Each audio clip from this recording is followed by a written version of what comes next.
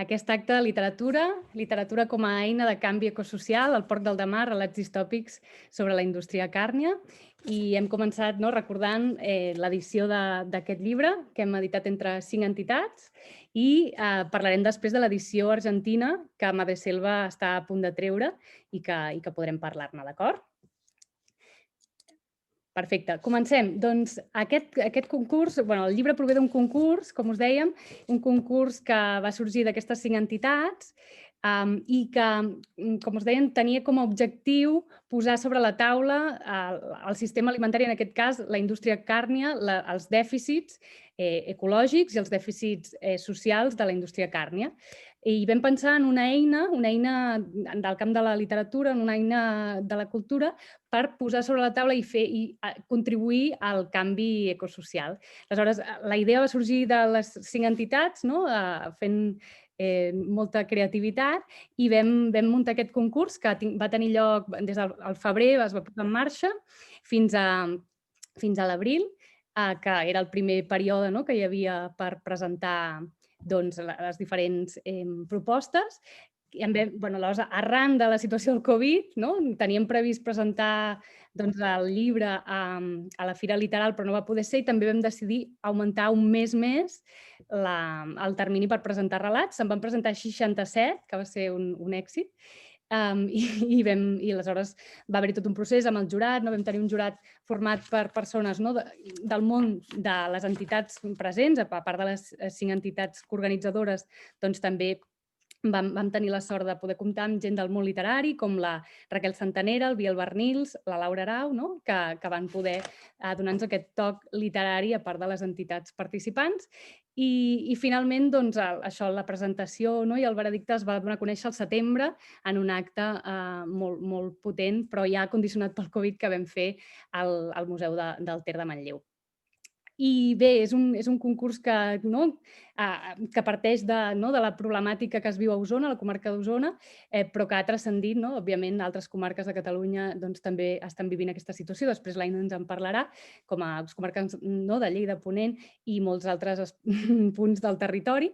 Però volíem utilitzar la literatura com a eina i una manera d'ampliar imaginaris tan distòpics, amb el gènere distòpic, tan recurrent a l'hora de fer crítica social i política, però també utilitzar l'utopia, que en el fons és l'altra cara de la distopia, que en aquest llibre també traspoava i ens feia il·lusió posar-lo sobre la taula. Estem molt contentes del resultat d'aquest llibre que ha sortit, però també del procés, i això, i teníem ganes de compartir-ho amb algunes de les autores d'aquest llibre. A totes les que vau participar, si hi ha presents en aquesta sala, també moltes gràcies. Hi havia molta creativitat i molta potència en els relats, però òbviament vam haver de posar el tall en algun lloc.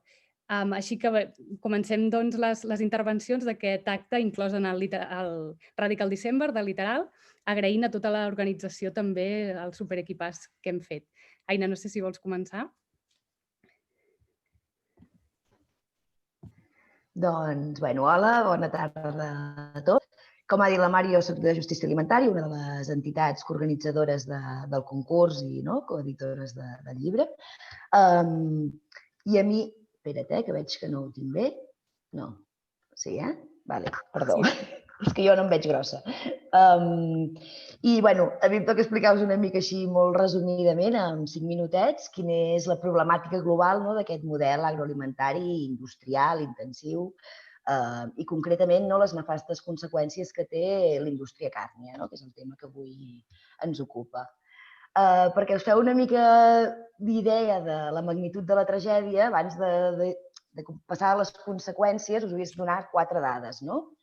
A Osona, que és el territori on part de les entitats que hem organitzat el concurs treballem, doncs hi viuen 1 milió d'animals, 1 milió de porcs. Això significa que són 6 porcs per habitant.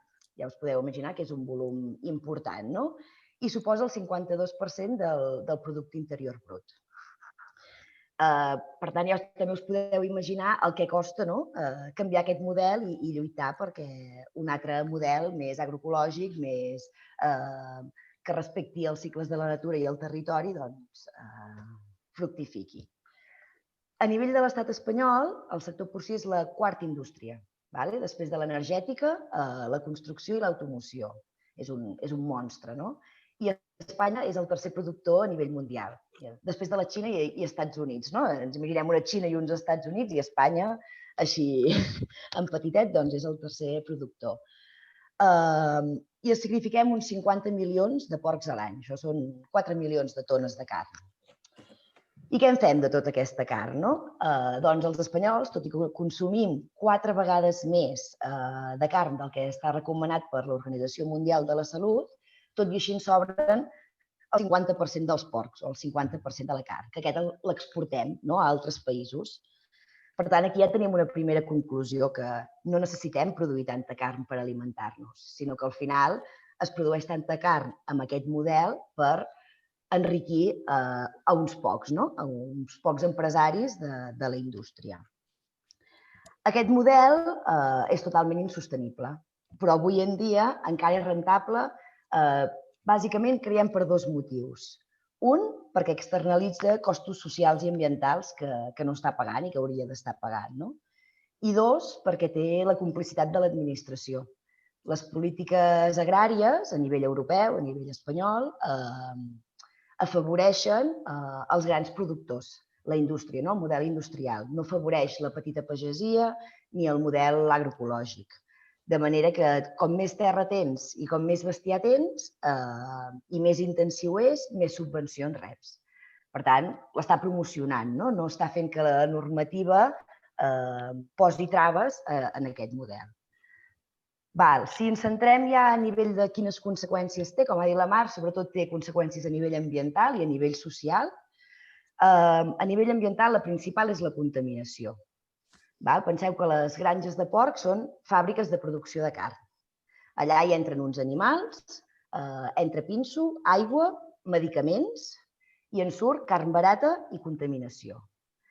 El 41% de les masses subterrànies d'aigua a Catalunya estan contaminades per nitrats. Per què passa això? Doncs perquè els porcs generen purí, que és molt líquid i no és un bon fertilitzant. Quan el tirem a la terra no el reté, sinó que es cola cap a les masses d'aigua subterrànies i les contamina. A part que també en els camps també hi tirem altres agrotòxics que també s'escolen i contaminen l'aigua. Penseu, per exemple, a Osona, per el bestiar que tenim, hauríem de tenir el doble de terra, el doble de sol, perquè aquest purí en poguéssim tirar en menys quantitats i la terra aprofités aquesta petita part que en pot aprofitar i no s'estigués contaminant l'aigua. També hem de veure que aquest model no només ens afecta aquí, deixant contaminació, sinó que part del pinso que mengen, bona part del pinso que mengen aquests porcs està composat per soja. I aquesta soja prové de països de Llatinoamèrica, on també produeix greus conseqüències, desforestació, també produeix que expulsa comunitats dels seus territoris, comunitats que estaven fent una agricultura i una ramaderia de subsistència i que vivien allà tranquil·lament, doncs s'imposen aquests monocultius de manera que se'ls expulsa i també tenen molts problemes de salut pels agrotòxics que es tiren en aquests camps, molts cops des de avionetes. Un altre tema, una altra conseqüència que té és el benestar animal. Els animals viuen confinats en granges, no veuen la llum del sol, no surten a pasturar o a forcar, en el cas dels porcs. I tot i que hi ha una normativa europea, nosaltres creiem que és una normativa que és molt poc restrictiva i que el paper ho aguanta tot, també. Tu pots tenir un projecte de granja que a nivell de benestar animal s'aguanta, però després vas a la granja i veus que els animals realment no gaudeixen d'un benestar animal. Tenen problemes de salut, problemes de coixeres perquè es poden moure poc, etc. I el fort és que hi ha moltes empreses que a sobre en fan publicitat de que estan complint la normativa de benestar animal. És que què menys, és la seva obligació, és una normativa d'obligat compliment. Per tant, encara em sembla més greu que em facin publicitat dient, ostres, és que nosaltres sí que ho fem bé. No, és que és com s'ha de fer, i com a mínim ho hauríem de fer així. Però també ens preguntem on són els controls per veure que realment s'està complint amb aquesta normativa. I si ja ens centrem en les conseqüències a nivell social, N'hi ha dues que per nosaltres són molt greus. Una és la pèrdua de la pagesia familiar, que està arrelada al territori, que manté un món rural viu, no? Amb gent que cuida de l'entorn. I aquesta terra està passant a mans de grans grups industrials, grans grups empresarials. De manera que la petita pagesia està desapareixent, no? Estan o pleguen o s'integren. Aquí a Catalunya, Catalunya i ara també la resta de l'estat espanyol, funcionem per un sistema d'integració, que és que, diguem-ne, el pagès deixa de ser l'amo dels seus animals, no? Perd el poder, la capacitat de decidir sobre com els vol criar, com els vol alimentar, etc, i passa a mans d'una gran empresa que li subministra tot, els animals, el pinso, etc, però no li deixa decidir res. Li diu, tu has de fer les coses així, si jo et dic que has de medicar, has de medicar, si jo et dic que has de donar aquest menjar, has de donar aquest menjar. De manera que perd sobirania, no?, el pagès. I lligat també amb això hi ha un difícil accés a recursos naturals, no? A la terra, s'especula amb la terra, els preus són abusius, només les grans empreses poden accedir-hi, amb l'aigua també i amb les llavors, amb el tema de patents de les llavors, que l'accés ve determinat pel mercat i el capital i no per qui, no? La terra ha de ser per qui la treballa i ha de tenir-hi accés. I el segon problema a nivell social és que aquest model crea uns llocs de treball molt precaris.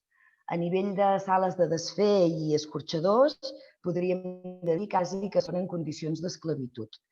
Una de les entitats que ha coorganitzat aquest concurs, que és Càrnies en Lluita, junt a molts dels treballadors d'aquesta indústria càrnia, han aconseguit que s'eliminessin tot el tema de les falses cooperatives, que era el règim de treball en el que estaven abans, i ara, diguem-ne, tenen un contracte, hi ha hagut molta gent que gràcies a que, que per culpa d'aquesta lluita l'han acomiadat, però les condicions laborals, tot i tenir un contracte de treball, són molt precàries i continuen havent-hi molts accidents laborals, de manera que cal millorar també les condicions de seguretat. Per això Càrnies en Lluita continua lluitant per millorar aquestes condicions. I res, poca cosa més. No sé si en Leo ja vol intervenir i ens explica una mica com va per allà. Moltes gràcies, Aina, per aquesta aproximació a la situació de la indústria càrnia i aquestes conseqüències ecològiques, socials, laborals, com molt bé explicaves, i aquesta tensió entre mercat, capital i pagesia i veu agroecològica. Ahora es el turno de Leo Rodríguez. Él es una de las compas que están en la cooperativa Madreselva de Argentina y tenemos la suerte de contar hoy con él y representando la colectiva. Son una editorial con quien Polen hemos trabajado coediciones transoceánicas desde hace un tiempito, ¿no? Nos han invitado muy generosamente a muchas actividades en Avia Yala y nos hace mucha ilusión tener hoy aquí a Leo Rodríguez y tenerlo además en calidad también de editor del Cerdo del Mañana, ¿no?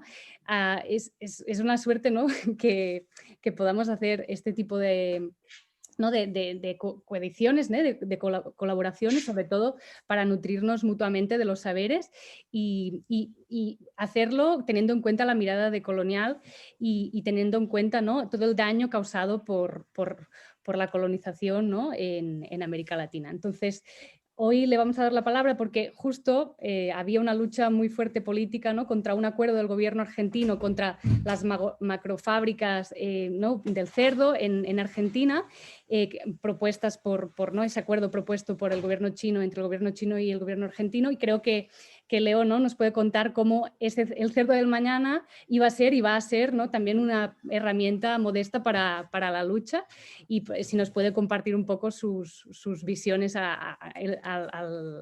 en relación al proyecto. Gracias, Leo. Adelante. Bueno, hola. No sé si se escucha, porque esto es extraño, ¿viste? Hablarle a un pedazo de plástico. Se escucha. Bien, gracias por la invitación, gracias por la presentación, por esas palabras tan generosas. Aina creo que hizo una descripción muy detallada de a qué estamos, vamos a usar la palabra, a qué nos estamos enfrentando cuando nosotros describimos la situación en la que estamos. Lo que voy a decir básicamente es por qué elegimos el cerdo de mañana, por qué el apuro de Madreselva en hacerlo, y también por qué él debería tener el libro en la mano y no lo tengo, que me parece que también es un dato de color interesante para comprender en la situación en la que estamos. Básicamente lo que sucedió aquí es que en julio de este año, por algunas notas periodísticas, aunque ya lo veníamos pesquisando desde el mes de enero, en el mes de enero algunos suplementos de los periódicos, los suplementos agrícolas de los periódicos que se dedican al agronegocio, habían anunciado la voluntad de la instalación de esta oportunidad de negocios, que era la instalación de megagranjas de producción de carne de cerdo en Argentina. Pero en julio, medios alternativos más cercanos a nuestros entornos denunciaron esta situación. Que esta situación, si bien es como decís en algún momento, hay un acuerdo entre cancillerías, entre gobiernos, no es un acuerdo de gobiernos, sino que es un acuerdo de privados. Biogénesis Bagó, el laboratorio, comenzó a hacer lobby y no obligó, porque en estos son socios. El gobierno argentino tomó la necesidad del laboratorio privado y lo convirtió en una política de Estado, lo convirtió en una necesidad de Estado. Merced también condicionado por una situación que nos deja el gobierno anterior, que es de endeudamiento nuevamente con el Fondo Monetario Internacional. Argentina tomó una deuda desmesurada en 4 años, que dejó al país endeudado por 100 años. Entonces Argentina se encontró al final del gobierno de Mauricio Macri e inicios del gobierno de Alberto Fernández, que fue en diciembre, hoy se cumple un año exactamente de la asunción de Alberto Fernández, con una deuda impagable y en un default económico. Por lo tanto, el gobierno que asume encontró el único camino que hasta ahora los gobiernos vienen proponiendo para Argentina, que es convertirse, como en algún momento fuimos un territorio de expolio, de exportación de materias primas, como lo ha sido con las ovejas o el quebracho para la industria inglesa. Bueno, ahora son las demandas chinas de soja, maíz y ahora cerdos. Entonces, enterados de esta situación, los movimientos sociales empezamos a alertar y a movilizarnos. Y el 25 de agosto hicimos la primer movilización, que se llamó Basta de falsas soluciones, y empezamos a construir una campaña, ¿no? Bajo ese hashtag, pero una campaña que hasta ese momento, como también describieron, veníamos en un momento de encierro, de cuarentena, de no salir a la calle, de no movilizarnos. Solo se movilizaba la ultraderecha con discursos que iban desde el reclamo de libertades en abstracto o libertades económicas hasta las antivacunas, y había mucho cuidado en no quedar nosotras y nosotros cercanos a esos movimientos reaccionarios, ¿no? Nosotros teníamos que salir a la calle con una propuesta que iba a ser una propuesta ecológica, que iba a ser una propuesta que ponía en cuestionamiento el plan del gobierno, pero que no era una propuesta de derechas, no era una propuesta fascista, y no era una propuesta que en algunos momentos roza lo bizarro y también lo peligrosamente criminal.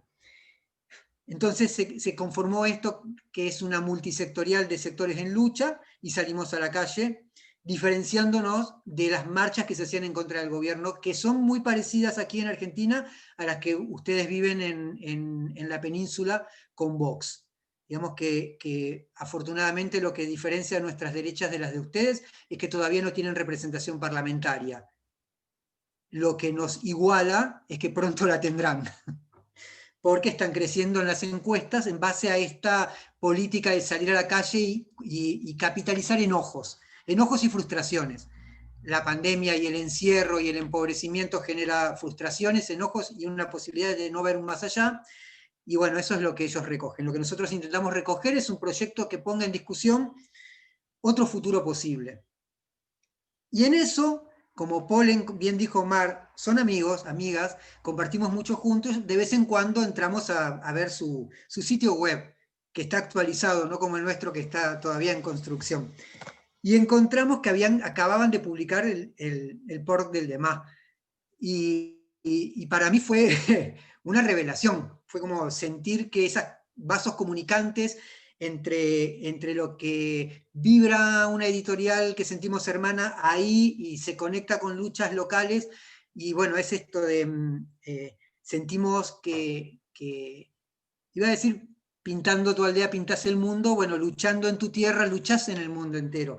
Y sentimos que había esta conexión. Inmediatamente le pedimos el libro a Mar, lo leímos y comenzamos el proceso de traducción desesperados, porque nosotros teníamos ya sobre nuestra espalda la espada de la firma del tratado de negocios entre el AIC, los gobiernos de China y Argentina, para noviembre, y queríamos que esté en noviembre el libro.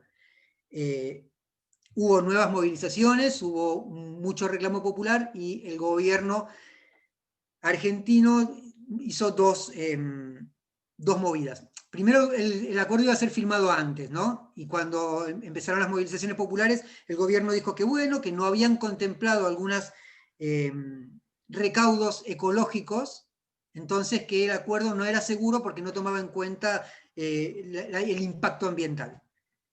Vaya, ¿no? Iban a firmar un acuerdo que no tenía en cuenta el impacto ambiental. Y lo segundo, por eso lo pasan a noviembre. Y en noviembre el Estado Nacional decidió desentenderse del acuerdo y dar libertad a las provincias. Supongo que se entiende lo de provincias, es como Cataluña, Galicia, cada estado decide por sí mismo si firma o no un acuerdo con el Estado chino. Lo cual es también una trampa política, porque en realidad todos estos acuerdos tienen que ser validados luego por el Estado Nacional. Pero lo que hace es deslocalizar las luchas. Una lucha que iba a ser eminentemente en la ciudad de Buenos Aires, donde el movimiento aparte es más fuerte, ahora se deslocalizaba. Y empieza a ser una lucha en cada territorio donde los gobernadores van a firmar acuerdos, que en este caso hasta ahora son 2 provincias. Lo más preocupante es que una de las provincias es Chaco. Chaco es una provincia que está lindante a otra que se llama Santiago del Estero. Santiago del Estero debe su nombre a que originalmente eran esteros y hoy día es un desierto. Después de la instalación de las fábricas de los quebrachales ingleses a principios del siglo XX, la deforestación, esa zona era la cola del Amazonas, era la selva donde terminaba el Amazonas, que terminaba en la selva chaqueña argentina, en territorio de lo que luego fue el territorio nacional argentino. La deforestación para extraer el tanino y la madera del quebracho para construir los durmientes de los ferrocarriles, que hicieron todo el trazado de ferrocarriles desde no solo los ingleses, sino todo el trazado ferroviario de Norteamérica y de América del Sur, salió de aquí. Y convirtieron esa tierra en menos de 100 años en un desierto. Por lo tanto, hoy Chaco es una zona donde las comunidades de los pueblos naturales de su tierra, los wichí, los toba, los guaraníes, no solamente padecen enfermedades producto de no tener agua potable, sino que en determinados momentos del año, con los aumentos de temperatura y los incendios que estamos viviendo este año, que son un correlato de los incendios del Amazonas del año pasado, es una zona sin agua. No entendemos cómo van a instalar estas megagranjas que necesitan toneladas de agua para alimentar a los cerdos en zonas donde la población no tiene agua. Bueno, sí entendemos, la van a sacar de los acuíferos y de la estructura urbana que no se construye para la población. Así que bueno, en ese momento sentimos que tenemos que aportar desde nuestro pequeño lugar, que es el de una editorial independiente, que mucho no puede hacer, pero callada no se puede quedar tampoco, la propuesta de publicar el libro. Hicimos las traducciones, aquí hay algunas autoras, autores, nos comunicamos con ustedes, las revisamos, la hicimos de manera amateur, de alguna forma, no es un libro encarado profesionalmente porque teníamos la urgencia.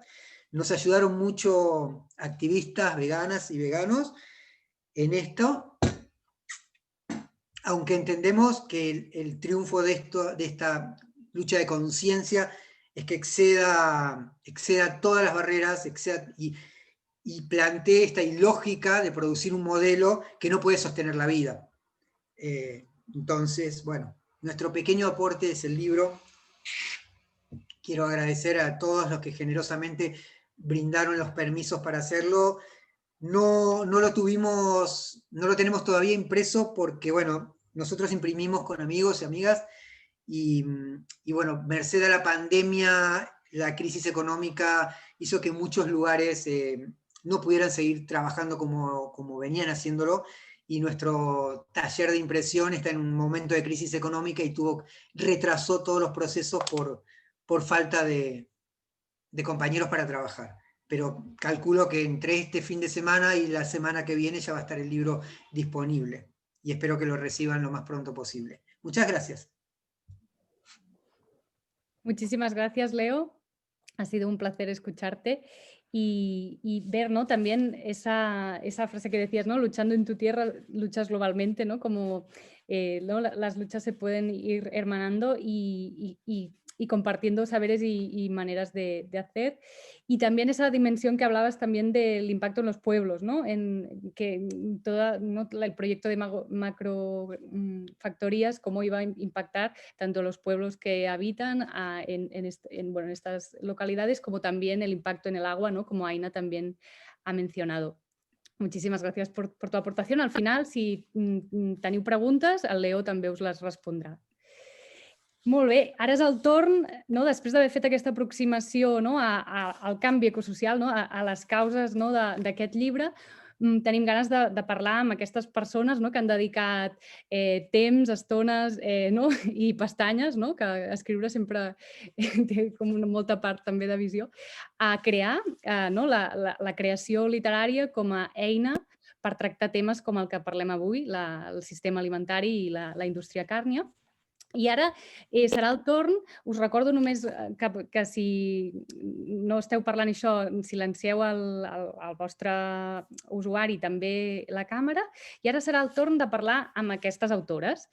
Primer començarem amb l'Òscar Arenas Larios, autor del relat Jug 116, que ens porta, no, en aquesta distopia a Osona, amb Z, aquí detall que deixo anar, i que ens explicarà, cada un dels autors ens explicaran, i en l'Òscar en concret, dos elements. El per què es van motivar a apuntar-se a aquest concurs, que ha acabat derivant, no, en aquests dos llibres, en l'edició argentina i l'edició catalana, que, per cert, a la catalana podeu trobar a les llibreries des del setembre, i també podeu trobar informació, no, als webs de les 5 entitats. I la primera pregunta, per tant, vinculada al per què es van apuntar a aquest concurs, no, amb aquest transfons de lluita ecològica i social, i el segon, com ha estat aquest procés creatiu. Així que li donaré la paraula a l'Òscar Arenas Larios, que endavant, Òscar. Hola, què tal? En primer lloc, doncs, moltes gràcies a les organitzacions i entitats que organitzeu el Porc del Demà, no només per la vostra lluita i per tot el que s'aconsegueix, sinó perquè ens hi puguem sumar autors també que d'alguna manera comencem i ostres, també és una manera, allò que diuen, no, escriure no serveix de res, doncs mira, aquí som, d'alguna manera sembrant consciències, i és molt bonic, no?, sentir que tot més o menys es posa en marxa i que acaba tenint un punt d'utilitat molt real, no?, en aquest cas. Jo em vaig sumar al concurs per dues raons molt senzilles. La distopia crec que és el meu gènere literari preferit, des de la història sinistra de Handmaid's Tale, als que poden ser més tecnooptimistes, com el Ready Player One. O sigui, al final si va de ciència-ficció i és un futur i ens serveix per qüestionar-nos el present, és un llibre que em penso llegir i és d'alguna manera la línia literària que vull desenvolupar. I l'altra, al final, és que si jo tingués un animal totèmic, això ho sap la gent que em coneix, és una mica estrany de dir, jo no tindria un gat o un gos, jo de veritat tindria un porc. És un animal que no entenc com se'l pot maltractar de la manera que se'l maltracta. Jo la veritat és que em fan molta gràcia. Potser vaig veure molt bé el Certito Valiente, però això realment doncs, ho visc així i és un animal doncs, que d'alguna manera la gent ja sap que els meus coneguts que m'agraden. Fins al punt que em va arribar el concurs per diversos llocs de «Ei, mira, un concurs literari sobre porcs, i has de participar». Jo, doncs, home, i tant que hi participaré, no? Però, bueno, anècdotes al marge, no? Al final, a mi el que m'interessava també era la possibilitat de parlar sobre un tema que és molt obvi, que és el que mengem, però alhora és la relació d'amor cap al menjar i de necessitat, que és el que ens manté vius, però alhora al punt de fàstic, no? I de com una explotació ambiental, una explotació animal pot arribar a ser tan dura que doncs, pot arribar a generar un rebuig. A tall professional, jo, a més a més d'escriure, jo treballo com a consultor per a marques i un dels nostres clients és 5J, els pernils de Jabugo, de Superluxe, amb els porquets que campen lliures i tot plegat. I aquesta gent tenen uns problemes terribles, terribles per posicionar el pernil d'origen del porc com un producte de luxe. A part de les múltiples raons culturals que es troben en molts mercats, i ja no parlem del món musulmà, hi ha una qüestió de l'etiqueta brutal que porta el porc com a carn barata. I és una percepció, això que diuen que la gent que treballa en branding doncs podem manipular i el que vulguem. No tenim cap vareta màgica i ostres, és increïble la resiliència que té aquest pensament a les ments dels consumidors i de com és pràcticament inassociable la idea de pernil a luxe, malgrat que per preu i per tot el que vulguin explicar podríem dir que ho són. És a tall anecdòtic, no? I llavors, d'alguna manera, aquesta relació de la pròpia idea del porc com a potencial element terrorífic m'interessava moltíssim. A més, jo soc de Lleida, ho podeu notar per l'accent i salvant distàncies via eix transversal.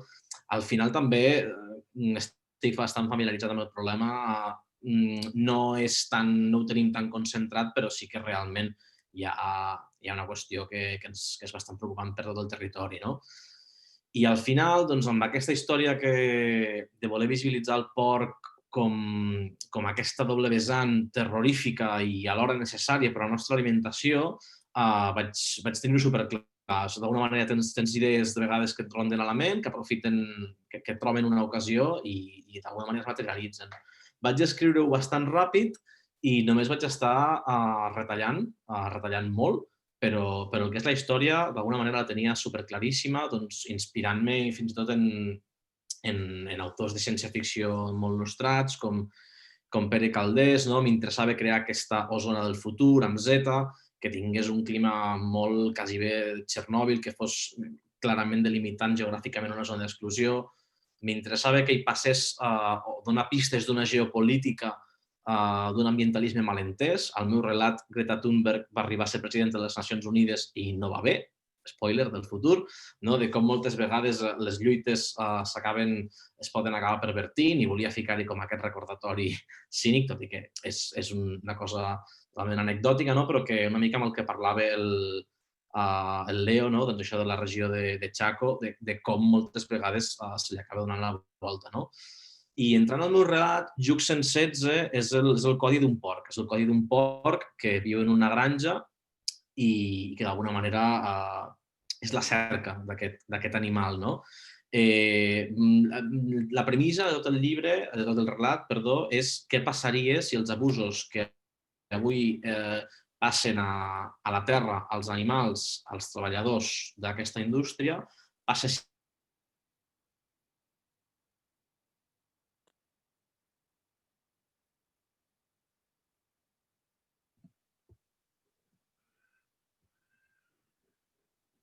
Òscar? No l'escoltem, T'hem perdut, Òscar? Òscar? Bé, li deixarem un moment perquè es torni a connectar, a veure què és el que ha passat. estava explicant la seva participació al concurs i al llibre amb aquest relat Juc 116, ambientat, ara ja sabem, amb tota la seva coneixement arran també de viure a la zona de Lleida. No sé si ara el podem reconnectar, Òscar? Bé, veiem que l'hem perdut. Intentarem recuperar-lo, com fan als mitjans de comunicació. Òscar? I mentrestant prepararem la intervenció d'una altra autora que tenim també avui en aquesta xerrada. Sí? D'acord.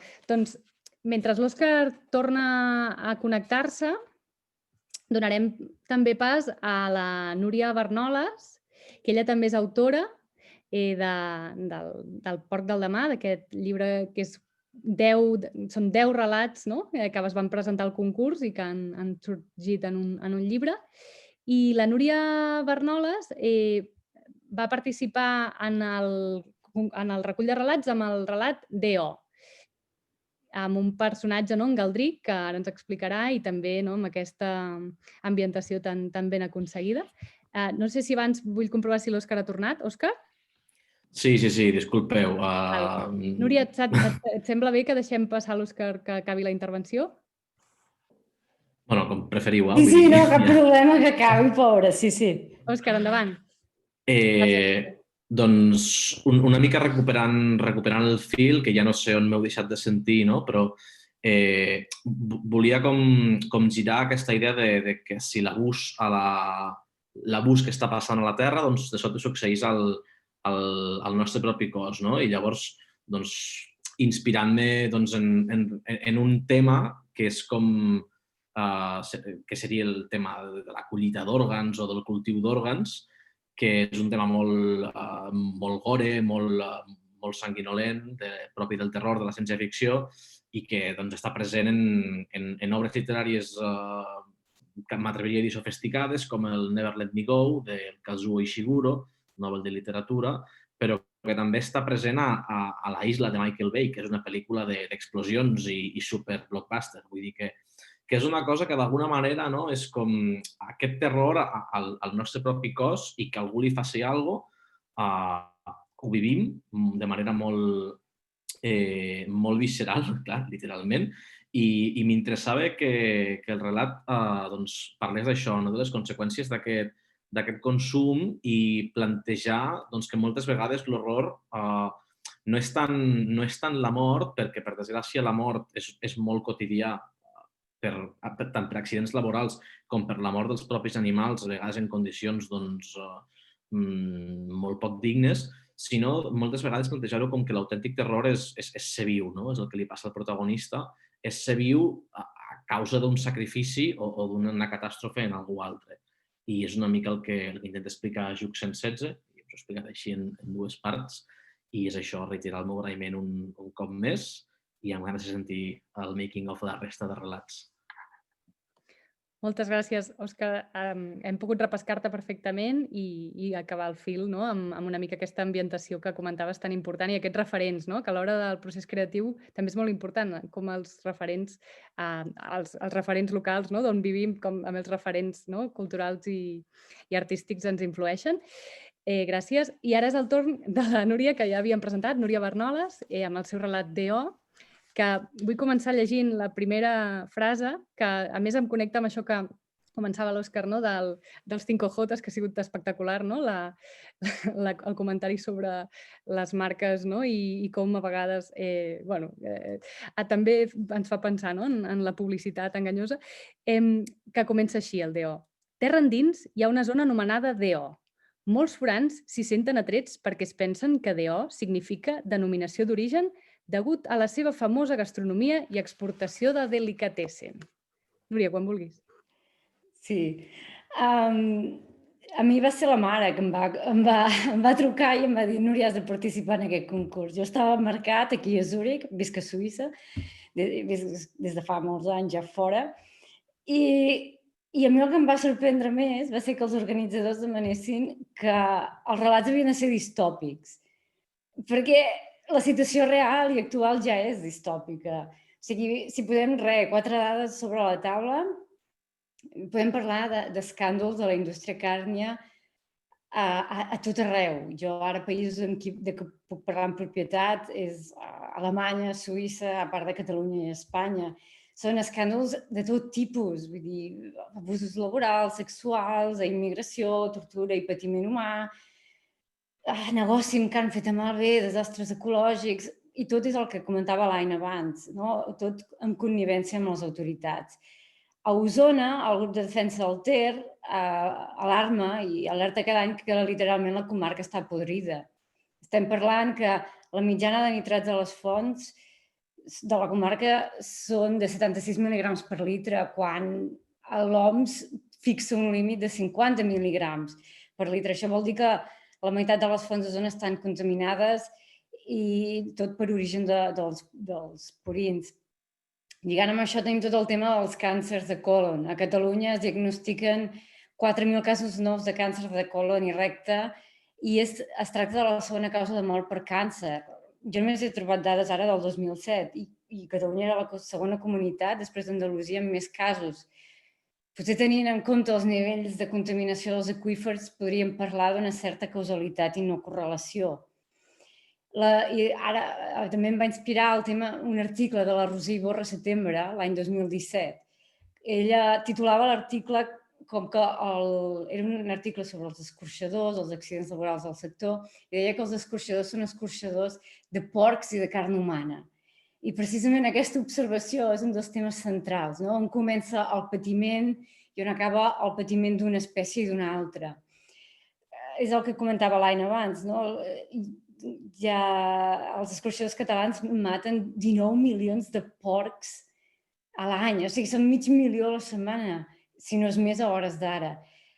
Pel que fa als humans, no he trobat dades específiques del sector de morts i accidents laborals, però tenint en compte que el 2019 hi va haver 700 morts per accidents laborals a Espanya, podem pensar que realment la pandèmia potser la tenim a un altre lloc també, o tenim una altra pandèmia, no? Són morts completament evitables. El tema dels abusos laborals. Una cerca ràpida a internet ens indica anys de lluita per denunciar irregularitats, falses cooperatives, accidents, morts. Amb aquestes condicions tan precàries, no sorprèn gens que, per exemple, un dels grans focus de la Covid a Alemanya van ser els escorxadors. Clar, això denota que és un problema sistèmic i d'aquí plora la criatura. Estem d'un sistema que s'està esfondrant, que no vol esfondrar-se i que a la resta estem veient com cauen les màscares dels lideratges i ens trobem que l'emperador va nu. Per mi, o per la gent d'Osona, la càrnia és l'encarnació de la podridura de tots els vicis que hi ha al sistema. És un menyspreu absolut per la vida, globalització, lobbies, masclisme, racisme i sobretot precarietat. No? És la religió del diner. De totes maneres, vull afegir una nota optimista, no només em vull quedar amb això, i vull pensar que estem en un moment, per exemple, quan a la rebel·lió dels animals d'Orwell el cavall es mor i la resta es queden allà impassibles i s'ho miren i continuen amb molt dolor, però continuen com si no passés res, aquesta vegada penso que els animals estan reaccionant. Sí? I això em va recordar durant la primera onada una entrevista que li van fer a l'antropòleg Eudald Carbonell. Ell deia que hem de canviar la perspectiva biològica de l'hominització i caminar cap a la humanització. Creu que ser humà és tenir una sèrie de característiques a les quals no hem arribat, implica que tinguem una consciència d'espècie, que els coneixements als quals hem arribat siguin socialitzats, que la capacitat operativa que tenim guiï tot el que fem al planeta i que quan tot això passi és molt probable que l'espècie redistribueixi les energies del planeta i pugui viure en equilibri social. Per ell, això és fer-se humà. Jo vull pensar que sí, potser no hi hem arribat, però que anem per bon camí, des del moment que una generació més gran, doncs, per exemple, la meva mare em truca i em diu Núria, t'has d'activar, una generació doncs, no tan jove, i per caminar cap a per activar-nos per fer un món millor, perquè les noves generacions no es trobin aquest desastre del que tractem nosaltres, no? Amb el que estem tractant. I amb aquests jo crec que en aquest moment ja pensem en clau d'espècie, amb projectes com el llibre aquest pensament s'amplifica i en el moment en què trobem un eco a l'Argentina, doncs som globals, no? Pel que fa a la segona part, tota la inspiració, jo voldria primer dedicar el meu relat a totes les persones incombustibles que lluiten per causes que semblen perdudes. També voldria, evidentment, recordar totes les víctimes que el neoliberalisme sempre s'emporta, que són morts perfectament evitables. I voldria denunciar l'omertà i el silenci de l'administració que deixa tan sols els familiars d'aquestes víctimes. També, com el company havia llegit autors típics, clàssics, com Zamyatin, Orwell, Huxley, Collins. El gènere aquest sempre sol ser bastant semblant, el protagonista que lluita contra un nou ordre, l'escenari apocalíptic, un final que sol ser infeliç, no en sol sortir triomfador. Els temes que he volgut fer sortir al relat són el genocidi porcí, la dificultat que posa l'administració a l'hora d'empadronar-se, l'aigua i les fonts contaminades, el racisme i el masclisme sistèmic i a vegades subtil, i això a través del personatge de la Jacinta, la precarietat, la ignorància col·lectiva induïda, els lobbies, una administració inexistent, de parafernàlia i, evidentment, el patiment. I el patiment de diferents espècies. He volgut fer una picada d'ull al públic d'Osona per veure si ho reconeixien. He posat, per exemple, l'element dels camions, que simbolitza l'eix del porc, que és l'eix transversal. El tema quan en Galdric es troba una granja al mig del bosc, que això és una picada d'ull, per exemple, a tot el tema del Lluçanès, de Sant Martí d'Albars, on hi ha instal·lades macrogranges amb parcel·les boscoses. El protagonista, en Galdric, descriu DO com una espècie de bombolla. Això és una referència quan el grup de defensa del Ter parla de la bombolla del porc. Al conte no s'explicita un assetjament sexual, com passa a la realitat, però tampoc sabem què li passa al personatge de l'Abril. Llavors aquí cadascú és lliure d'interpretar el que vulgui. Al llarg de la història també s'intenta explicar el fet que hi hagi 6 porcs per habitant, que són les dades actuals de la comarca d'Osona, tal com s'ha dit al principi, i com és possible que hi hagi més porcs que persones. També, finalment, s'evidencia que les institucions són una façana i que el contracte social és merament simbòlic, però que en realitat és inexistent. I, finalment, voldria donar les gràcies a les persones que han fet possible aquest concurs, a les que ja tenen el llibre i animar les persones que no l'han comprat que l'adquireixin, perquè val molt la pena. Moltíssimes gràcies, Núria. Crec que la teva intervenció ha resumit la intervenció anterior perquè has com diríem, destil·lat tant la part de crítica com també la importància d'això, de la literatura per transmetre tant aquesta denúncia, que has dit, per exemple, denunciar l'omertà de l'administració, que és una cosa que el teu relat menciona, com també l'optimisme d'aquests incombustibles i entre ells la Roser Iborra, que has mencionat que és membre del jurat, òbviament és membre de la coedició, Carnes en Lluita com a entitat d'aquestes 5 entitats que hem format la coedició i l'organització del concurs, però també va ser membre del jurat i va aportar molt al debat com a escriptora, però també com a activista. Així que gràcies per la teva intervenció i crec que tindrem ocasió, si hi ha preguntes o comentaris després, per poder continuar estirant del fil des de Suïssa, que quin plaer tenir-te aquí també. Gràcies, Núria. I bé, ara és el torn de la Maria Donlo, que primer no l'he mencionat perquè no li veia el nom, però que tenim la sort de comptar amb l'autora del Paradís, un altre dels relats, un relat també molt interessant i que enganxa i que ens situa amb la Rita i la família de l'avi Piga. Bé, ara ens ho explicarà ella, però també aquest punt de la importància també de les famílies en tota aquesta cosmovisió de la indústria càrnia, sigui a Osona, a Ponent o a tot Catalunya i l'Estat. Així que, Maria, és el teu torn i després continuarem amb les intervencions. Us recordo que tanqueu el vídeo i l'àudio, que ja ho esteu fent, que estem gravant, que si algú no vol aparèixer, que a més ho ha de fer, sobretot, i que continuem. Gràcies. Bona nit. Primer, abans que res, dir-vos que em fa molt feliç haver format part d'aquest llibre i una miqueta del vostre projecte i vull donar-vos les gràcies per haver-ho engegat. Aleshores, a mi m'ho va dir una amiga i els motius pel que m'hi vaig engrescar a participar són dos. Un, més o menys ja ho han comentat entre tots. Ja no és només el tema de la producció de porcs, que Déu-n'hi-do, sinó també el tema de producció en general, de la manera d'oferir, jo què sé, la producció de porcs, de pollastres o de samarretes que es produeixen a l'altra punta de món. Tot funciona igual, és oferir productes barats, de dubtosa qualitat, per consumir, fins i tot quan no cal. En lloc de consumir només allò que de veritat necessitem, s'augmenta la producció, es baixa la qualitat, es baixen els preus, es baixen els sous i, lògicament, la gent no pot pagar el preu d'un producte correcte. I, per desgràcia, ara ja hi ha massa gent que no té recursos ni per comprar porqueria. Llavors, clar, les conseqüències de tot això, que em fan moltíssima ràbia, és malmet la terra, després hi ha els sous de misèria que s'ofereixen i les condicions de treball duríssimes que han de suportar la gent. I si, a més es tracta d'animals, s'afegeix el maltractament animal durant tota la seva vida i en el procés de la mort. I també els consumidors, problemes de salut, perquè d'alguna manera tot allò que es mengen els animals, que no sé ni el que es mengen, al final ens ho mengem nosaltres i, com deia la Núria, el tema del càncer, no sé si serà càncer de col, no sé el que serà, però al cap i a la fi tot repercuteix en la nostra salut. I veig que més o menys tot això és el que està reflectit en els contes que s'han publicat, en els 10 relats aquests del llibre. Llavors, a veure, jo no soc vegetariana, m'encanta el porc, però el que jo vull per un porc és el mateix, o per un pollastre, és el mateix que jo vull per mi. És a dir, vull tenir una bona vida i quan més tard o més d'hora m'arribi l'hora de morir-me, que sigui una mort sense patiment.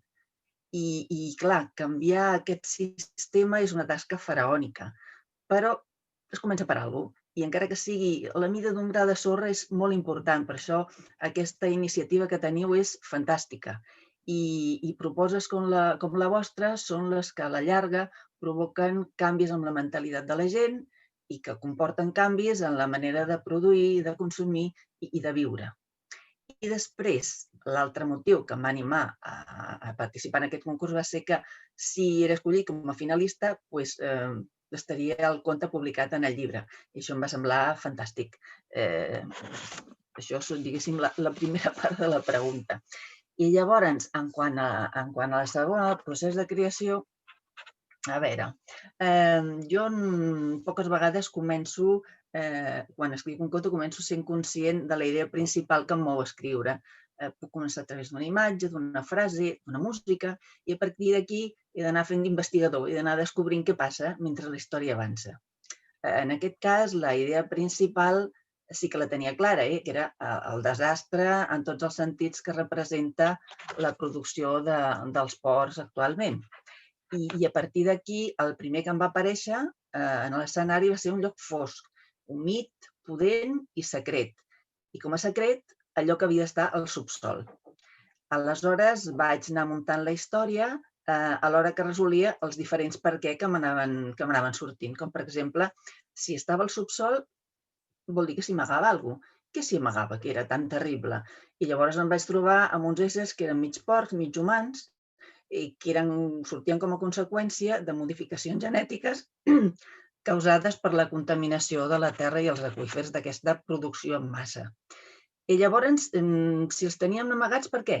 Doncs perquè no era habitual que les criatures naixessin així, només de tant en tant, i per això de moment la població admetia com a costum una proporció de nadons suposadament morts es produïssin de tant en tant als naixements.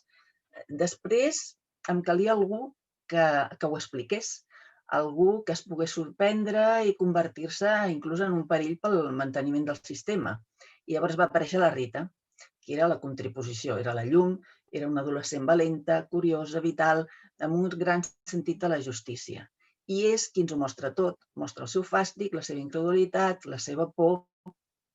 Per tant, si ella queda horroritzada, és que havia de venir d'un món que era oposat, que és el paradís, que és el que està a la superfície, que en aparença és un món feliç, on uns quants porcs són molt ben tractats i dels que aquí suposa que ells aporten la riquesa suficient per mantenir a tota la comunitat amb unes condicions de vida estable. Però, clar, una vida estable sense canvis implica un lloc tancat. I per què la gent accepta aquest tancament? I aquí surt el líder, que era l'avi Piga. I a partir d'aquí, i per què s'accepta un líder com a tal? En aquest cas, em vaig imaginar com un home emprenedor, treballador, que en un moment havia aplicat el I+D, que ara es diu, que havia lograt transformar els purins en combustible i que havia portat un nivell de vida molt bo per a aquella comarca en un moment que les altres comarques passaven un moment de penúria. Llavors, la població li va concedir una autoritat i va crear el seu projecte sense cap dissidència per sempre més. És una mena de director mafiós convençut que actua correctament i que serveix a la família per manegar el control del negoci de la població. I li tenen fe, és una fe cega, per la qual tot el que ell diu va a missa. És a dir, a fora, no sortiu a fora perquè a fora és terrible, a fora patireu, aquí esteu abrigadets, no cal treure el nas. I aquesta fe en el líder és la que no els permet detectar algunes senyals que sí que podrien aixecar sospites. Per exemple, arriba un moment en què les llevadores, quan hi ha un nen que se suposa que neix mort, no l'ensenya mai a la mare. Això al final s'acaba com a costum i, és així, no passa res. O si no, el bon nivell de vida de tots sense que es qüestionin d'on surt la quantitat ingent de derivats dels purins que s'exporten de la comarca comparada amb la quantitat de porcs que viuen a la superfície, que la veritat és que no dona per tant. Però també penso que és un reflexe de les nostres societats en general, perquè què fem normalment? Viure i no pensar perquè és millor no mirar allò que pot incomodar. O, si no, si s'intueix que hi ha alguna cosa que no quadra, pensar que és millor no ficar-s'hi per no sortir-ne escaldat. Tot i que això també pot comportar que a vegades pot ser molt dolorós, com és, per exemple, en el cas del pare de la Rita. I llavors no són reaccions per sentir-se orgullosos, però em semblen reaccions massa habituals. I així, d'aquesta manera, seguint els per què, al final vaig arribar al final del conte i ja està. Moltíssimes gràcies, Maria, per aquesta aproximació i també aquesta reflexió del per què t'hi vas apuntar, tenint en compte com es produeixen la producció de, en aquest cas, aliments o altres elements al món en conjunció amb el comerç global i el capitalisme, i també aquesta entrada tan interessant en el relat i en la mirada de la Rita cap a aquest lideratge capitalista del seu avi i els silencis que es generen al voltant de la indústria càrnia. Moltes gràcies, Maria. I amb la Maria tanquem la primera part, que ara serà el torn de preguntes. Hi ha molts fils, molts temes que han sortit i sobretot ara seria el torn de les persones que esteu assistint, a qui agraïm la paciència també, si volíeu participar. Ara seria el moment i us demanarem que digueu alguna cosa i encengueu la càmera.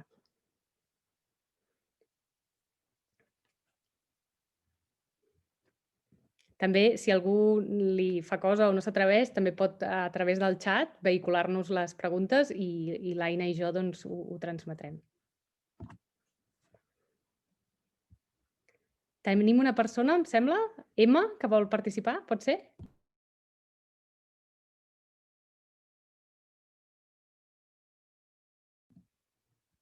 Pot ser que no tinguis el micro encès, Emma?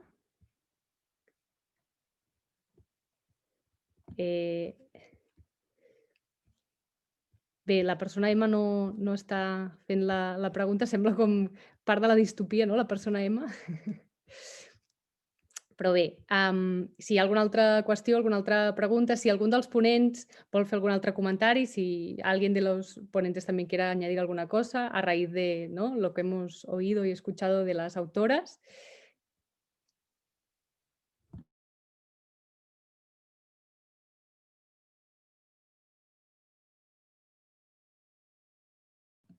Bé, mentre algú s'anima a fer algun comentari o alguna pregunta, dir-vos que com a organització, no? Realment va ser un procés molt interessant, no? De posar-nos d'acord, no? D'anar traçant tant el concurs com després el llibre, i que col·lectivament vam escriure una introducció que podreu trobar en el llibre dels perquès del concurs, com explicava l'Aina, també una part sobre els mitjans de comunicació, no? I aquí també la Maria ens ha donat el peu amb el tema dels silencis, i també en els silencis, no? En els llocs on es generen aquests espais de poder. I bueno, tenim també, us convidem a llegir també a la introducció aquesta part, no? De com els mitjans de comunicació a vegades, o els convencionals molt sovint, se sumen a aquesta omertà de l'administració, no? que denunciava abans la Núria. I bé, també és interessant si podeu donar un cop d'ull. Algú s'anima? Algun comentari, alguna pregunta? Bones. A mi m'agradaria fer-li una pregunta en el Leo. Suposo que està per aquí. Ara no el veig. Espera't, em trec l'història d'adelante. Leo? Sí, ¿eh? Bueno, la lanzo. Dos cosas. Una, ya has comentado un poco que ahora como que no, los acuerdos no eran a nivel estatal, sino que eran a nivel de provincias. ¿Esto crees que va a debilitar la lucha? ¿Hay grupos locales? Aquí pasa que en las comarcas, ¿no? En las provincias donde hay más problemática de macrogranjas, pues es donde la lucha, ¿no? En los territorios es donde se está luchando para cambiar el modelo. Esto uno. Y luego... Ostras, me he olvidado de la otra. Bueno, si me puede responder esta y hago memoria. No lo he apuntado. Sí, la estrategia de los que promueven el agronegocio son varias. La primera situación con la que nos encontramos es que tienen el monopolio de la palabra en los medios de comunicación. Nuestra voz no se escucha salvo cuando salimos a la calle y nos reprimen y hay algún detenido. Ese es el momento, son nuestros 5 minutos de gloria. Me voy a cambiar de lugar porque hay un Zoom en la otra habitación, mi hijo.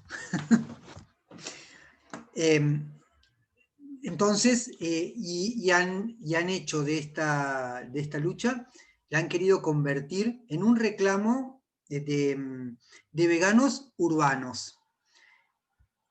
En nuestro país tiene un problema grande que creo que España también lo tiene, que es la desruralización de sus poblaciones, y es el amontonamiento de las poblaciones en las grandes ciudades, aunque las ciudades en América Latina son un poco más rocambolescas que en Europa, porque son urbes que albergan a 12 millones de habitantes, entonces las dimensiones son otras.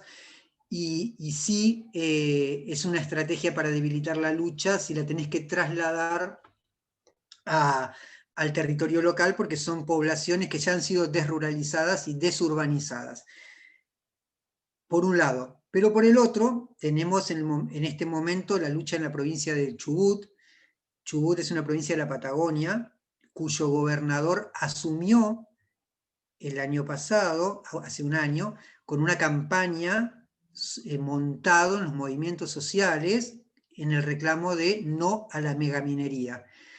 Y no bien asumió el gobernador, se puso a trabajar para las corporaciones mineras, lo cual es un fraude electoral.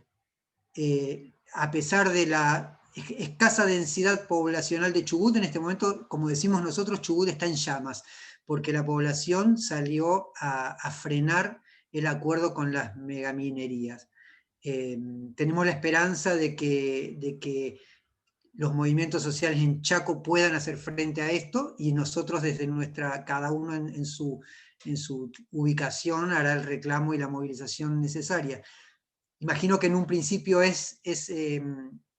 no sé si es una estrategia que nos va a desmovilizar, pero sí nos va a obligar a tejer nuevas estrategias. Y la otra que está relacionado con esto que llamaba, yo quería preguntarte aquí también, qué tipo de movimientos se movilizan para este tema, ¿no? Para esta lucha. Porque como veo que varias veces has dicho, ¿no? Los veganos y veganas, bueno, es algo que aquí también nos encontramos, que muchas veces en estas luchas están, ¿no? Entidades animalistas, veganas, etcétera, que compartimos muchas de las luchas las podemos compartir o de los posicionamientos, pero luego nosotros sí que defendemos un modelo ganadero, ¿no? Que un consumo de carne racional, ¿no? Que se tiene que disminuir mucho, y comer animales o sea, criar los animales en buenas condiciones, que salgan al pasto, etcétera, etcétera, ¿no? Que tengan un bienestar animal real y que no sufran ni durante la vida ni durante la hora de la muerte, digamos. Sí, la coordinadora Basta de Falsas Soluciones es una coordinadora amplia. Hay desde partidos de izquierda, movimientos ambientalistas, hay también movimientos de antiespecistas y, hola, y hay movimientos feministas, ecofeministas. Es un movimiento amplio, transversal. ¿Por qué no hablas? Con una presentación de un libro. Y no es una cosa no es un asunto antiespecista ni vegano, ¿no? Es mucho más amplio. Es mucho más amplio porque el impacto que supone no es únicamente, es a todo nivel, es un nuevo, la estrategia del gobierno es pagar la deuda externa, y para eso necesita el ingreso de dólares, y su único socio comercial es, de momento, es Brasil, pero con el gobierno de Bolsonaro las relaciones son, geopolíticamente hay problemas, bueno, que nos exceden a todos nosotros, ¿no? Que son las relaciones entre el gobierno de Trump y el gobierno de Bolsonaro para los acuerdos que implican la exportación de soja y maíz y carne, y que si Brasil no compra a Argentina o deja empieza a asociarse con Estados Unidos, bueno, la única manera que el gobierno encuentra para solucionar sus problemas de déficit económico es la de exportar commodities. Y esos commodities en este caso es la soja. Bueno, nuestro país tiene cerca de 20 millones de hectáreas sembradas con soja transgénica, que es el alimento de los cerdos de las factorías chinas. El tema que en China hace varios años que vienen con epidemias de gripe porcina, y ya no se sabe bien las cifras, porque toda esta información es opaca y cuesta mucho rastrearla también. Se habla de 300 millones de cerdos sacrificados, de 400 millones. Ellos necesariamente la única solución que encuentran para seguir consumiendo carne de cerdo es relocalizar las granjas, porque no pueden erradicar la gripe porcina que los está afectando. Algo similar como con el caso de Dinamarca con los bisones. Digo, son estas enfermedades que son estos famosos saltos zoonóticos de los que tanto se habla ahora, merced a que estamos encerrados y encerradas por el COVID capitalismo, digo yo, ¿no? Entonces, bueno, no sé ni cómo empecé y terminé acá, pero es una lucha más amplia, es una lucha amplia, es una lucha de todos los que se oponen a un modelo que es un modelo que no puede garantizar la reproducción de la vida, tomando palabras de la economía feminista, ¿no? Básicamente por eso, por la misma lucha contra el cambio climático, que en nuestro país se traduce en luchar contra los incendios que devastaron. Tuvimos 12 provincias en incendios en el principio de la primavera, 12 provincias que, merced a la sequía que hubo, se prendió fuego, y fue menos noticia que el Amazonas porque tenemos menos bosque, pero fue igual de devastador. Entonces, todas estas reivindicaciones, no teníamos ley de manejo del fuego, no teníamos equipamiento para combatir los fuegos. Eso, lo que habló la compañera recién, la última que habló, que me olvidé el nombre, y como no tengo los lentes no puedo María. leerlo. María. El tema de el paquete tecnológico que se usa para la agricultura, que hace fumigar los campos con veneno y fertilizarlos con paquetes de fertilizantes de síntesis química, producen la proliferación de todo tipo de enfermedades en las poblaciones, y la lucha en contra de la instalación de megagranjas de producción de carne porcina entronca con toda esta lucha. También tenemos que recordar que nuestro país tuvo una lucha de 4 años para impedir la instalación de una planta de procesadora de semillas de Monsanto. Logramos impedir que Monsanto se instalara en la provincia de Córdoba, pero bueno, es una lucha que todo el tiempo está empezando. Todo el tiempo, contra la megaminera, echás a las mineras de un territorio y buscan otro, y los echás de ese y se instalan en el siguiente, todo el tiempo. Hace más de 20 años que los territorios vienen luchando en contra de esta forma de extractivismo. Gracias, Leo. Hemos recibido una pregunta,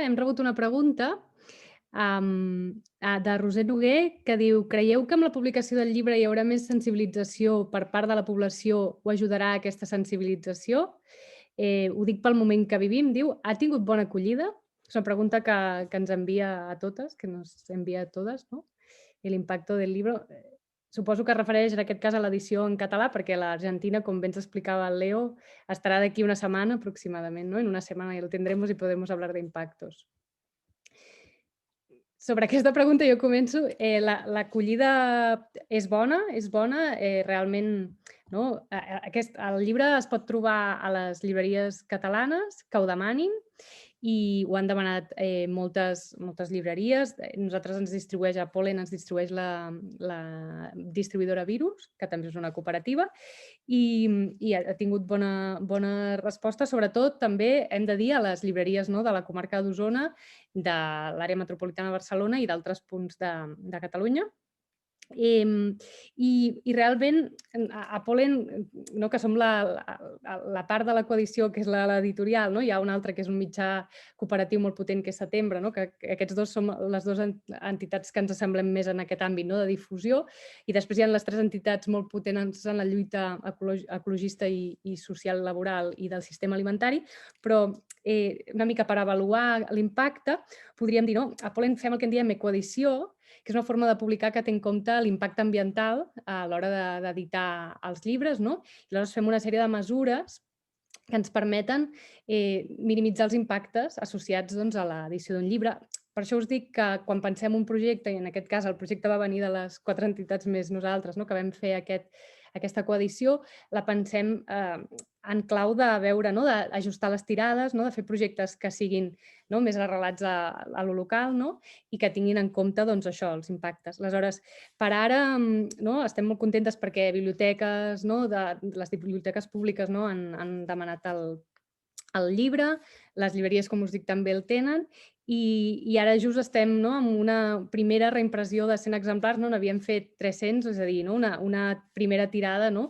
Per veure l'impacte, i estem contentes d'aquesta reimpressió perquè vol dir que la gent ho demana, no? Que la gent té ganes a través de la literatura, no? D'aquests imaginaris que són molt reals, com explicava la Núria Bernoles, doncs poder fer crítica afinada, no? I en molts àmbits. No? Hem parlat de molts aspectes, família, administracions, però, per exemple, el relat de la Maria Sevilla Paris, no? El segon també s'endinsa en la psicologia, no? La manera com el neoliberalisme també i el sistema alimentari es donen la mà, no? I ens influeixen també en les nostres ments i en les nostres maneres d'imaginar-nos altres mons. No?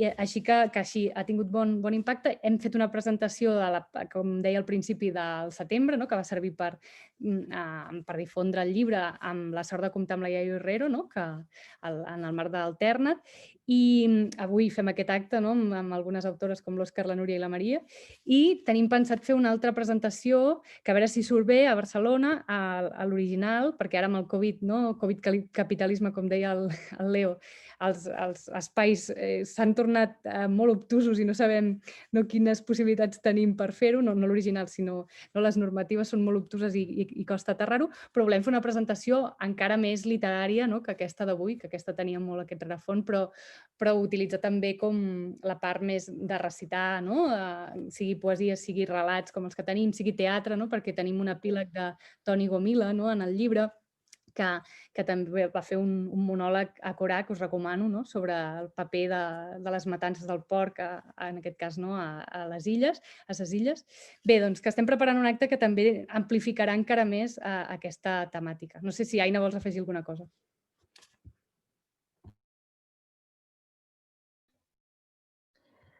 No, jo crec que, una mica, els moments que estem vivint de Covid, sí que és veritat que, crec que la gent també li està arribant una certa informació de lo important que és consumir producte local, consumir productes de projectes petits, directes de la pagesia, i doncs que tot suma, que aquest llibre pot ajudar a remoure sensibilitats i a sensibilitzar, i esperem que serveixi per això, Aquest era un dels objectius. Res més. No sé si algú més vol dir alguna cosa, perquè ja arribem com al tram final de l'acte. Algú que no hagi parlat, alguna autora que vulgui afegir alguna cosa, breu, perquè ara ja estem tancant, però si algú vol dir alguna cosa més, ara seria el moment.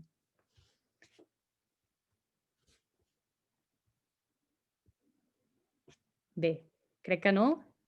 Sí, nosaltres. Endavant. Una cosa, creieu oportú introduir-lo a les escoles o a la docència? Perquè ho trobaria interessant. No sé, us ho heu plantejat o hi heu pensat? De cara en un futur. Leo, ¿entendiste también la pregunta? Sobre la importancia de introducir este libro en las escuelas también, en la parte educativa. Educativa, sí, exacto. Jo com a coeditora de les 5 entitats no ho hem parlat, però sí que és a dir, com que està a llibreries, les llibreries i les biblioteques, que les biblioteques són espais molt potents, tenen relació, òbviament, amb les escoles, els centres escolars, i ens encantaria, que jo ara parlo com a Pollen, però que realment es pogués utilitzar com a eina també en aquests espais, que realment és on es configuren les maneres de fer i les ments de les persones que després continuem vivint, com si diguéssim. Aina, no sé si vols afegir alguna cosa, o Leo? O Òscar, Núria, Maria, si voleu afegir alguna cosa. Bueno, la Maria està aquí. No, sí que amb les escoles, algunes de les entitats que ja treballem en projectes d'educació pel desenvolupament i tal, i s'ha d'anar veient com encaixa amb els projectes, però sí que treballem potser a nivell de primària, ho veig una mica més complicat, però a nivell de secundària sí que jo crec que, si més no, des de l'entitat a la que nosaltres estem sí que intentarem donar-li més volada al llibre. Però si hi ha idees de coses que es poden fer a les escoles, estem oberts, Sí, aquí se solen fer coses. Hi ha molta, almenys en aquest cantó, el cantó de Zúrich, se solen fer molta reflexió, se sol fer molt exercicis d'esperit crític a l'institut que tenim per aquí. I, per exemple, l'altre dia, ara t'explicaré una tonteria, però estava jugant a ping-pong amb uns adolescents que hi havia per allà al pati de l'escola. Les escoles estan obertes i tothom hi pot entrar. I estàvem jugant a ping-pong i no sé quants anys devien tenir, 16 potser, em deien que cada un havia anat, era pre-Covid, però cada un havia anat a una manifestació diferent. Un havia anat als Fridays for Future, que aquí és molt potent. Aquí cada divendres surten a manifestar-se, ara inclús amb Covid, amb les màscares i tot, però surten. L'altre havia anat a la manifestació contra el racisme del Black Lives Matter i coses així. O sigui que jo crec que està sortint una generació molt potent, molt inquieta, comparat, per exemple, amb la meva. Si és que fins... Ai, perdoneu. Digues. Fins que no poses en perspectiva o ho llegeixes o t'ho expliquen de primera mà o ho veus visualment, crec que no en som conscients. O moltes persones, sobretot el jovent, en comença a ser conscient a partir de que ho veus, saps? Que té dades reals, com comparatives. Només comparar 6 porcs amb un habitant d'Osona és brutal, és bestial. Només per això ja t'ha de suggerir moltes preguntes, com per què. Que parlàvem dels perquès, que et condueixen a moltes altres coses, una correlació. Doncs això mateix. Només posar dades sobre a la taula, amb això ja n'hi ha molt. Jo sí que crec que actualment els joves tenen aquesta inquietud de, ostres, ens hem de moure pel planeta, per nosaltres mateixos. I jo sé, per exemple, que el grup de defensa del Ter, com a referent aquí a la comarca d'Osona, sí que rep moltes peticions d'estudiants d'ESO o de batxillerat que estan fent treballs de recerca o coses vàries referent a aquest tema. Vull dir que també és una cosa que sé que tots sovint tenen peticions d'ostres, us podem entrevistar, ens podeu passar informació, vull dir que és indicatiu de que el jovent està posant-se les piles i interessats en aquests temes. I jo afegiria que no només les dades, com bé dius, Esteliana, sinó també les experiències, que la gent jove respon molt bé a les accions que també són experiencials. I, per exemple, fa poc el GDT, el grup de defensa del Ter, va fer un festival que es deia Patel Quin Pastel, que van fer just al macroescorxador de Patel, situat entre Roda i l'Esquirol, i allà, amb expressions de poesia, de música, com en un espai que estava al costat de la Farum, que feia aquell macroescorxador, doncs és quan es percebia aquestes dades que tu deies, aquests 6 porcs, com si tinguéssim 6 porcs a casa a Osona, doncs també veient-ho in situ és quan més ens sensibilitzem. I per tant, la tasca important de justícia alimentària del GDT de Carnes en Lluita, sobretot de fer també aquest tipus d'accions, o les 2 edicions de PorcAventura, que també van ser molt potents a l'hora de demostrar aquesta realitat i veure-ho amb els propis ulls, són molt importants. I crec que aquí acabarem l'acte d'avui agraint-vos a totes, agradeciendo a todos la participación. Leo desde Argentina, que estáis en verano, a totes vosaltres, també les que esteu a Suïssa, i a totes vosaltres que heu participat avui, convidant-vos, com no, a que compreu el llibre, que això jo ho he de dir, que el trobareu a les llibreries catalanes, també a través del web de Pollen podeu comprar-lo. I això, i dir-vos que ens ha fet molta il·lusió a les 5 entitats poder compartir en aquest espai virtual, que a vegades és una mica agradolç perquè no acabes de connectar, però jo crec que avui hem connectat totes molt bé i hem de seguir ampliant aquesta lluita per reclamar, com molt bé deia la introducció del llibre, aquest sistema alimentari just des del punt de vista ecologista, laboral, social, i reclamar posar al centre del debat aquest tema d'una forma contundent, creativa, com és en aquest cas, i col·lectiva. Així que gràcies a totes per ser avui aquí. Aina, no sé si vols tancar amb alguna altra frase o comentari. Doncs gràcies a tothom i per la paciència també d'escoltar i de comentar. Una abraçada. Seguim. Gràcies, Leo.